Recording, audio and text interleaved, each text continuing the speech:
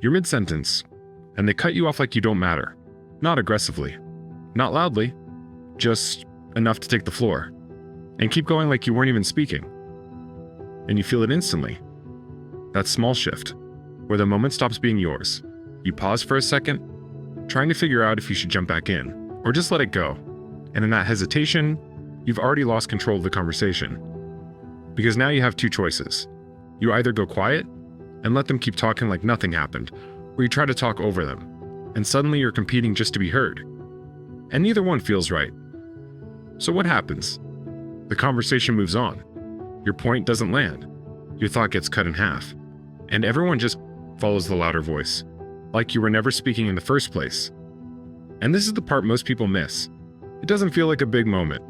It feels small, almost not worth reacting to. But this is where the dynamic actually changes. Because if you let it go once, it gets easier for them to do it again and again. Until eventually, they don't even think about interrupting you. They just do it. And now it's not just about being interrupted. Now you're the person who gets talked over. The person people move past. The person who doesn't finish what they start. You've probably seen this happen. In meetings. In conversations. Even with friends. There's always one person who holds the floor. And one person who slowly disappears from it. And most of the time, it starts right here. Not because they're smarter. Not because they're more confident. But because they never gave the floor away.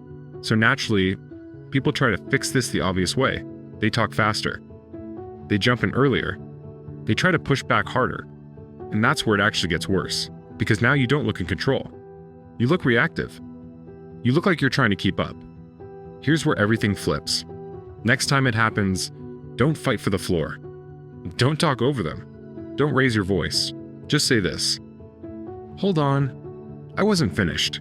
Do you want my full answer? Or a quick one? Let it land. That one line does something most people don't expect. It stops the momentum. Completely. Because now, they have to decide. Let you finish. Or interrupt you again, clearly. And here's the part that matters. You didn't argue. You didn't push. You didn't compete for space. You just made the interruption visible.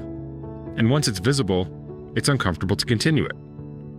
So most people pause, not because you force them, but because now it's obvious. And in that pause, the conversation comes back to you. You finish what you were saying, without rushing, without raising your voice. And that's the difference between someone who gets interrupted and someone who holds the floor. Try it once. Don't overthink it. Just use the line. Because the moment it works, you won't just notice the pause. You'll feel the control come back.